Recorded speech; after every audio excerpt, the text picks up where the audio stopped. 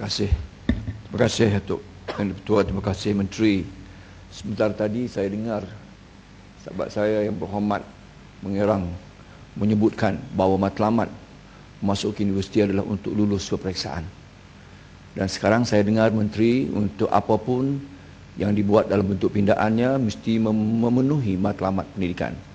Dalam frasa beberapa ayat yang ringkas, boleh saya minta Menteri menerangkan dalam 2-3 ayat apa dia matlamat pendidikan? Lepas tu saya boleh diberikan izin untuk memberi pandangan saya.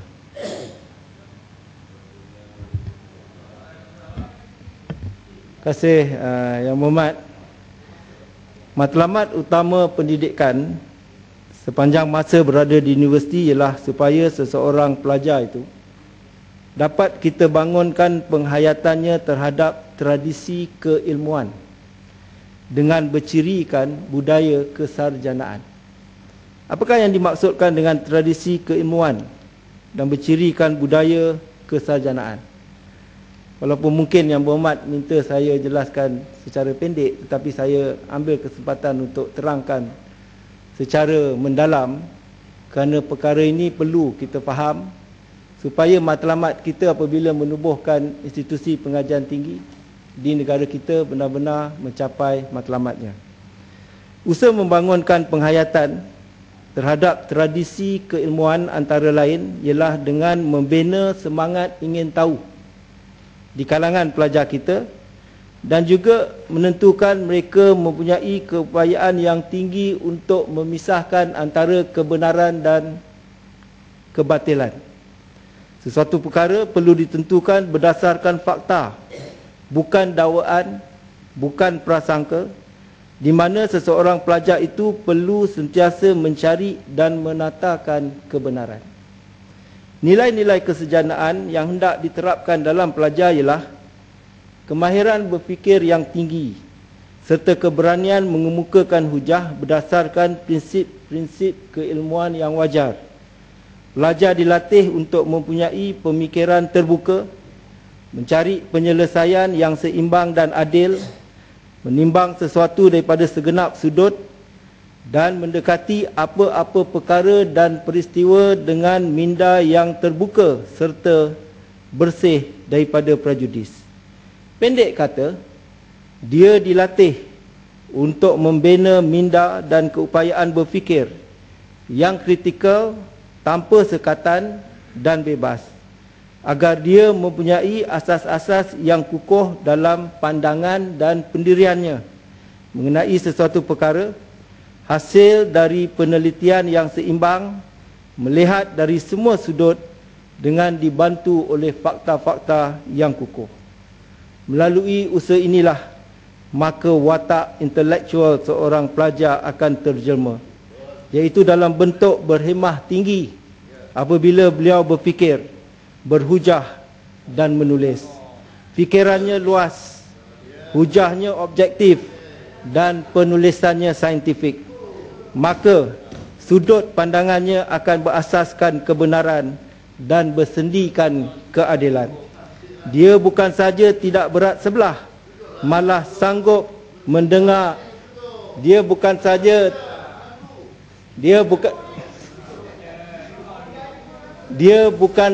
tidak berat sebelah, malah sanggup mendengar hujahan orang lain.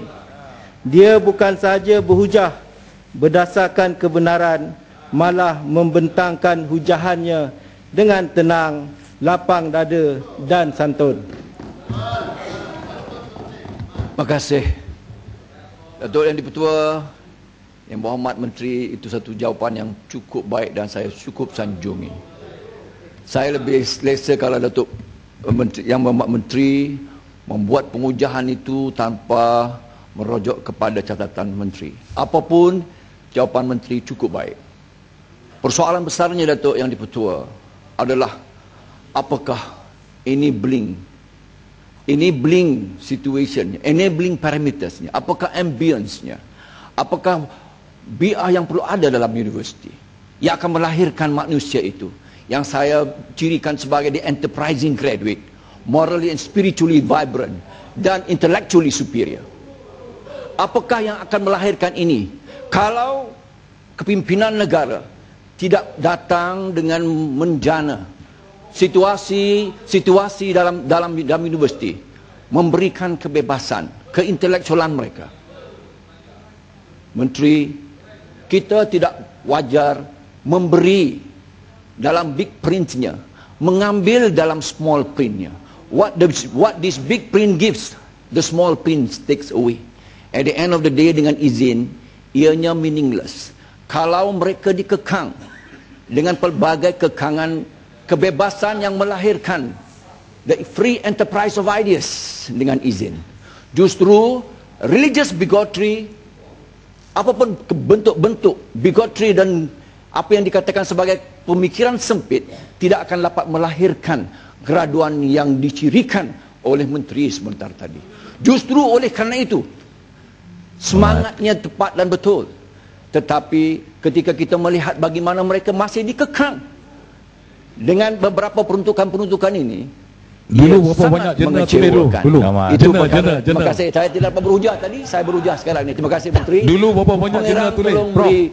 Pengiram dengar jawapan yang cukup baik daripada Menteri. Walaupun saya minta Menteri, ya, kalau boleh kita lahirkan semua itu di kalangan para cendekiawan akademik kita, supaya mereka hayatinya, bukan sekadar membacanya, insya-Allah. Secara zahirnya, Yang Berhormat, secara zahirnya nampak sebagai sekatan, tetapi pasal-pasal itu semuanya untuk melahirkan neutrality. Okey, untuk melahirkan neutrality supaya pelajar kita tidak terkongkong dan terpendam. Dia bebas, dia juga adalah terbuka kepada semua parti politik dan sebagainya, semua persatuan, semua pertubuhan. Atas sebab itulah, walaupun pada zahirnya pasal-pasal itu kata tidak boleh buat itu, tidak boleh buat ini, tetapi sebenarnya ia menghasilkan satu keadaan yang neutral. Neutrality of the campus. Cukuplah Yang Berhormat. Sikit saja. Sedarkah Menteri, satu lagi ini betul. Sedarkah Menteri, kalau itu yang dicita-citakan Menteri, sebenar-benarnya setiap universiti yang ditubuhkan dengan statut mereka masing-masing sudah cukup untuk mengawal selia perkara-perkara yang dimahukan oleh Menteri. Itu sudah cukup. Setiap universiti, bermula daripada Universiti Belaya, semua universiti, khususnya universiti awam. Jadi kita tidak perlu satu legislation seperti ini untuk mengekang mereka dan mengekang kebebasan mereka berkarya dan seterusnya, untuk melahirkan leadership sebenarnya. Jadi terima kasih Menteri, terima kasih Menteri, jawapan cukup baik. Saya masih menyanjung jawapan Menteri sebentar tadi. Okey, terima kasih Yang Berhormat Menteri. Berhormat bangun Yang Berhormat. Sekejap. Relax lah, ini Kementerian Pengajian Tinggi, bukan batu pahat. Datuk Speaker, yang saya nak minta penjelasan daripada Yang Berhormat Menteri. Saya menyambut baik usaha untuk kita kembalikan dan menyerahkan fundamental liberties ini kepada anak-anak kita di universiti. Ini satu tindakan yang baik yang disebut oleh Yang Berhormat Menteri, supaya mereka dapat memperkasakan dan ada kebebasan di kampus dan juga di kalangan para akademik. Tetapi persoalannya, dalam keadaan yang sama, fundamental liberties ini diserahkan dan diberikan kepada anak-anak kita, tetapi ada kekangan dengan pelbagai syarat. Jadi apa maknanya kita menyerahkan ataupun memberikan kebebasan, tetapi kita mengekang kebebasan ini dengan pelbagai bentuk syarat dan juga peraturan yang akhirnya tidak akan melahirkan suasana yang bebas untuk melahirkan graduan yang lebih kritikal dalam pembangunan negara. Jadi kalau Yang Berhormat Menteri boleh beri penjelasan ke arah itu, ianya dapat membantu. Tuan Speaker, saya ingat saya dah jelaskan semua tadi, mungkin gombak pun masuk. Saya dah beritahu bahawa kita bukannya nak beri, kita di sini banyak cakap mengenai soal kebebasan. Tetapi dalam soal kita mewujudkan universiti, kita perlu mengimbangi kewujudan universiti itu dengan maksud pendidikan, dan perkara ini memang dibenarkan juga oleh perlembagaan. Sebagaimana juga dalam bidang-bidang yang lain, dan saya telah nyatakan tadi apakah maksud pendidikan dan sebagainya. Jadi saya tak mau ulas lagi perkara ini, sebab walaupun itu sebab Yang Amat Berhormat Perdana Menteri bila merujuk pada soal ini cakap mengenai mengimbangi kebebasan pelajar kalau nak berpolitik maka dibenarkan di luar tetapi di dalam kekal neutrality of the campus dengan izin Tuan Yang Dipertua. Jadi cukuplah kita soalnya sama. Bukan soalan yang sama.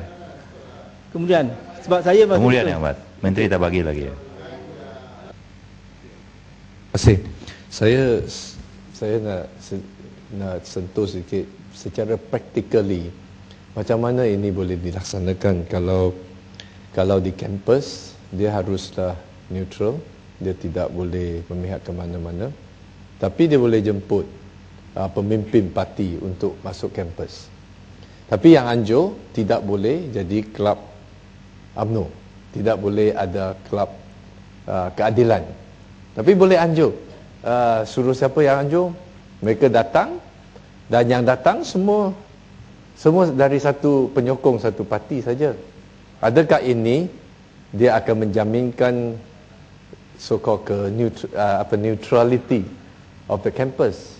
Jadi dari segi praktikal dia tidak akan berlaku. Seorang pelajar dia tidak boleh mengeluarkan statement politik di dalam kampus, tapi dia langkah keluar dari UM, dia keluar ke Jalan Gasing, dia boleh buat statement, dia boleh pakai baju parti. Itulah saya agak sukar dilaksanakan.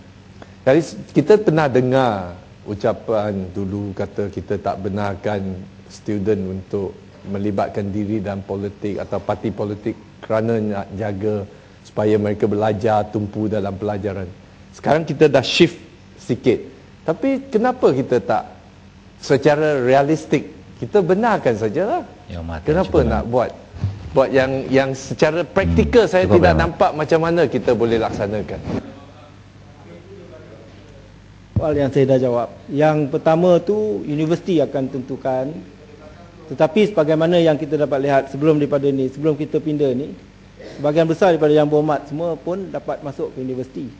Apatah lagi kalau ada perkara-perkara ni dengan mengikut peraturan universiti lah. Ada yang cuba masuk senyap, itu yang berhadapan dengan masalah. Ya, sedikit lanjutan daripada penjelasan Menteri. Ya, saya setuju. Bukan saja dia Seksyen 15, kerana semangat Seksyen 15 juga bermula daripada pasal 10 ya. Tapi cuma di sini yang saya katakan di sini Menteri, kerana usaha-usaha untuk membawa agenda kebebasan ini telah melalui mahkamah, melalui judicial process, sehinggalah kita digemparkan bahawa Seksyen 15 dikatakan oleh Mahkamah Rayuan adalah unconstitutional.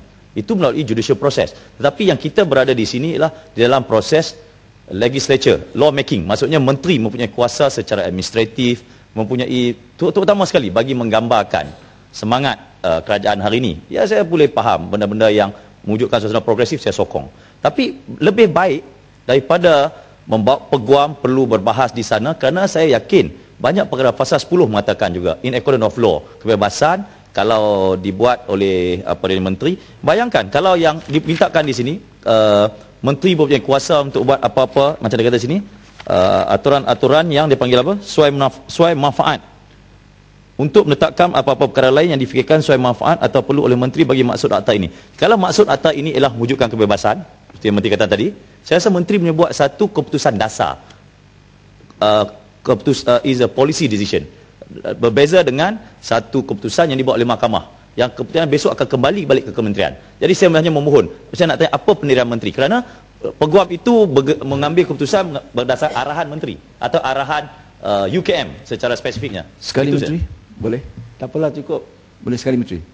Tadi semua soalan dah hebat-hebat. Ya. Tak apalah, cukup. Tadi dah soalan puji lain. Menteri dah, Ahmad. Dah puji Menteri tadi. Keputusan mahkamah. Soalan yang sama. Keputusan Saya tak mahkamah dapat berhujah ialah tadi. Saya tak dapat mengenai berhujah. sama. Jadi saya boleh sambung sikit nanti. Terima kasih. Terima kasih Menteri yang budiman baik hati. Saya sangat-sangat memahukan perkara ini diberikan penjelasan sesungguhnya, kerana kita ingat Perdana Menteri sebenarnya dalam political reform, kalau saya boleh mengingatkan Dewan Yang Mulia ini, Perdana Menteri sebenarnya dalam NKRI yang pertama sebenarnya tidak punya peruntukan agenda reformasi politik. Ia dianggap sebagai satu on hindsight dengan izin ataupun afterthought. Lalu konsistensi Perdana Menteri adalah cukup penting dalam perkara yang dibawa dalam penghakiman, ya, Mahkamah Rayuan oleh Dato' Isyamuddin, ya, Muhammad Yunus, menyebutkan bahawa jelas bahawa, kalau boleh saya bacakan sini, melarang pelajar-pelajar menyatakan sokongan, simpati dan bangkangan kepada mana-mana parti politik. Itu adalah satu yang bercanggah dengan Perlembagaan Persekutuan, ultra virus Federal Constitution dengan izin. Lalu adalah memberikan satu persepsi dan tanggapan yang cukup tidak baik andainya kalau kerajaan dan Perdana Menteri sendiri mahu menyatakan ataupun mahu memohon rayuan setelah jelas, ya, penghakiman yang dibuat di Mahkamah Rayuan. Itu perkara yang sangat penting untuk Menteri beri ulasan. Rayu ialah sebenarnya ni sub judice. Apakah prinsip yang dipakai oleh mahkamah untuk mahkamah membuat keputusan bahawa pasal 15(5)A itu sebagai sesuatu yang bertentangan dengan perlembagaan. Maka di situlah yang kita perlu rayu, kerana perkara-perkara prinsip yang dipakai itu tidak pernah digunakan oleh mahkamah. Soal expedient dalam dan juga soal reasonableness oleh tafsiran yang dibuat oleh mahkamah. Kalau saya pergi detail, saya dah sub judice sebab itu adalah asas-asas rayuan. Jadi pokoknya, Menteri, penghakiman diberikan. Pokoknya Tuan Dipertua, untuk tunjukkan bahawa kita menghormati, tetapi walaupun ada keperluan untuk merayu, kita telah mengeluarkan pasal 15(5)A itu daripada akta yang sedia ada dan tidak ada lagi. Kalau itu, tetapi rayuan perlu dibuat untuk tafsiran undang-undang yang dibuat oleh Mahkamah Rayuan mengenai penubuhan jawatan kuasa aduan pelajar. Menteri, sikit tentang Ketua Pengarah Pendidikan. Cukuplah, semua je nak sikit. Sebab dia tak dapat berujar tadi kan. Tak apa, saya sikit, soalan sikit je. Tak apa, cukup. Sikit saja untuk Menteri. Ingat, Menteri kita jawab. ada banyak, kita Menteri ada jawab banyak saya lagi atas. Kita 30 tanya kat luar. 30 saat saja. Tanya dekat luar. Baik, Dato' Musi. Ya, soalannya adalah selama hari ini, ketika ini Ketua Pengarah peruntukan ini tidak ada, saya ingin tahu siapa yang menasihati Menteri. Kita kalau ada baru sekarang ini mau diperuntukkan, ya, Ketua Pengarah Pendidikan dan segala bidang kuasanya, selama hari ini siapa yang menasihati Menteri? Tolong jawab. itu Tuan Yang Dipertua, hanya kita formalize. Sebelum ini kementerian ini adalah bersamaan dengan Kementerian Pelajaran, pengajian tinggi di bawah Kementerian Pelajaran, dan kita hanya mempunyai satu akta dan kita hanya ada Ketua Pengarah di bawah peruntukan Kementerian Pelajaran. Jadi selepas itu, walaupun kita pecah kementerian, kita dah dilantik Ketua Pengarah, tetapi tidak ada rujukan spesifik dalam akta. Jadi di sinilah kita formalize ataupun perbetulkan, regularize jawatan tersebut. Menteri, soal-soal lain itu soalan seperti saya sikit je lanjutan sikit je kepastian. Menteri, tadi saya ada bertanya dalam ucapan saya ialah, adakah Ketua Pengarah ini hanya merujuk kepada perkara kita panggil urus takbir ataupun berpengurusan? Kerana saya mohon Menteri menjelaskan, di universiti siapa yang sebenarnya kita panggil kapten dia lah? Adakah siapa itu Chancellor, Vice Chancellor yang di dalam peringkat universiti? Kerana pada pandangan saya, ada lebih baik aspek-aspek pendidikan ini yang diputuskan oleh mereka sesama mereka, terutama aspek pedagogi ke pengajaran dan sebagainya, yang bukan ini kita pakai di peringkat kementerian. Dan Ketua Pengarah lebih aspek-aspek kewangan dan aspek sebagainya. Adakah itu yang dimaksudkan? Mohon penjelasan Menteri. apa yang Berhormat sebutkan itu memang betul. Begitulah keadaannya sekarang dalam universiti kita. Ketua Pengarah dia di jabatan dalam kementerian, dia bukan di universiti. Dan di universiti, kepimpinan universiti terdiri daripada Naib Chancellor dan lembaga pengarah universiti. Bukannya seorang, kuasa itu tidak dipusatkan kepada seorang. Jadi itu keadaan kita pada hari ini. UUM, UUM. Universiti Utara. Menteri sikit, Menteri, lanjutan sikit. Menteri, atas dasar itu sebenarnya Menteri, saya bertanya ini pun dengan mengambil semangat pasca cadangan pindaan.